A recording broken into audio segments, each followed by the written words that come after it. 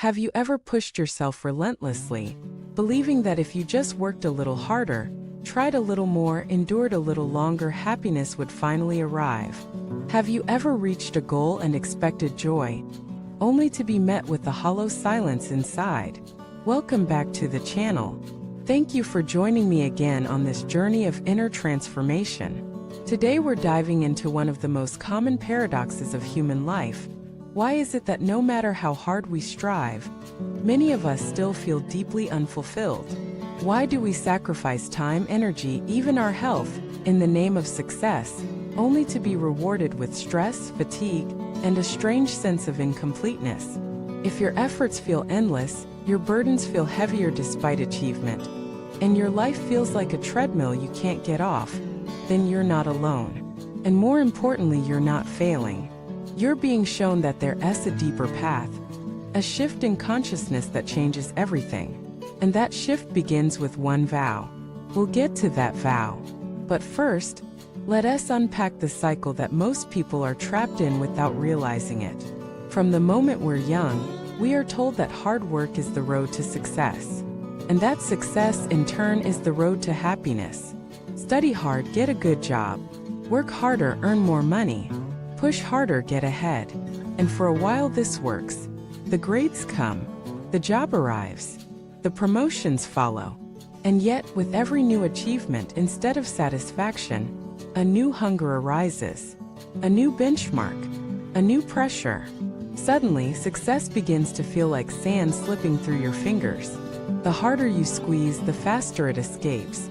This is because success is not the same as fulfillment. Hard work without a higher purpose becomes suffering in disguise. And effort without spiritual direction becomes an endless loop, like rowing a boat in circles. So what's missing? The answer is not to stop working but to reorient why you work. Not to stop striving but to transform what you strive for. The Buddha taught that suffering arises from attachment, from craving. Not just craving for pleasure, but craving for identity, for validation, for permanence. When we work solely to feed the ego, to be admired, to be envied, to be better, we enter a game that has no finish line. But when we work as an expression of our vow, everything changes. Now let us talk about that vow. In many wisdom traditions, the most powerful spiritual transformation begins with a vow, not a vow to gain something, but a vow to serve something beyond oneself. In Buddhism, this is the bodhisattva vow. To awaken not just for personal liberation, but for the benefit of all beings. When you make this vow, not necessarily in words, but in your heart, you stop living for your own small comfort. You start living for compassion, for love, for the healing of the world. And that gives your life an entirely new fuel. Hardship no longer breaks you, because your purpose is bigger than you.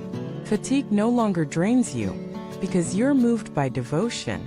And even suffering becomes meaningful, because you're using it to grow something sacred. Here's a story to illustrate. There was a nurse named Elena who worked in a palliative care unit. Every day she witnessed death, pain, loss. She saw families fall apart. She held the hands of strangers in their final breaths. One day someone asked her, "How do you do this without breaking?" She smiled softly and said, "Because I made a vow. Not out loud, but in my soul.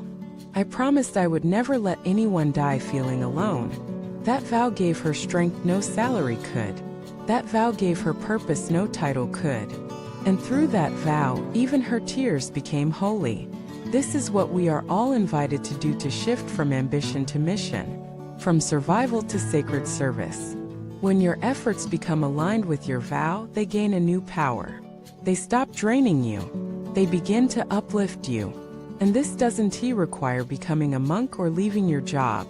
It simply requires asking yourself daily, who am I serving through my actions? If the answer is only myself, then suffering will eventually follow. But if the answer is truth, love, the healing of others, then even your pain becomes purposeful.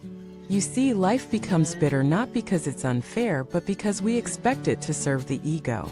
When we shift to serving life itself, bitterness becomes sweetness. Let us talk about ego for a moment. The ego is not evil. It's just small. It's a lens through which we see the world, and it constantly whispers, "What's in it for me?" But your soul whispers a different question. What can I give? And that second question unlocks the door to freedom. You may still work hard. You may still strive. But now your work becomes love in action. Your striving becomes service in motion. And you begin to taste peace, not because life is easy, but because your life is aligned. This alignment gives birth to resilience. It's no longer about avoiding struggle. It's about knowing why you struggle. It's no longer about escaping pain. It's about redeeming pain into purpose. This is the path of the vow. It's not always comfortable, but it is always meaningful. Another story. A young teacher named Ravi started his career full of hope. He wanted to inspire, to uplift. But bureaucracy, exhaustion, and student apathy began to wear him down. One night he almost quit. But as he packed his bag, he saw a letter from a former student. It read, "You saved me, not just academically, but you made me believe I mattered." That night, Ravi didn't quit. He recommitted. He made a vow not just to teach, but to see his students, to hear them, to believe in them even when they couldn't believe in themselves. That vow transformed his classroom, and in time it transformed him. You don't need grand platforms to make a vow. You just need a sincere heart. Your vow could be to raise children with compassion, to bring light to your workplace, to hold space for friends in pain, to protect the earth, to heal injustice, to create beauty. Whatever it is, anchor yourself in it. Write it, speak it, live it, because once your life is rooted in a vow, bitterness begins to dissolve. Why? Because now your suffering is no longer senseless. Now your efforts are no longer hollow.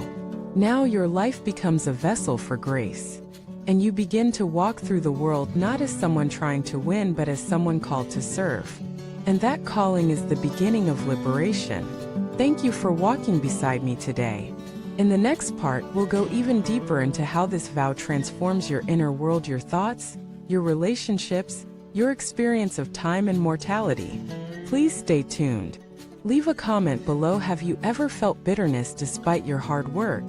What vow, spoken or unspoken, has guided your life? And if this message moved you, subscribe, like, and share it with someone seeking meaning. Thank you for watching this video.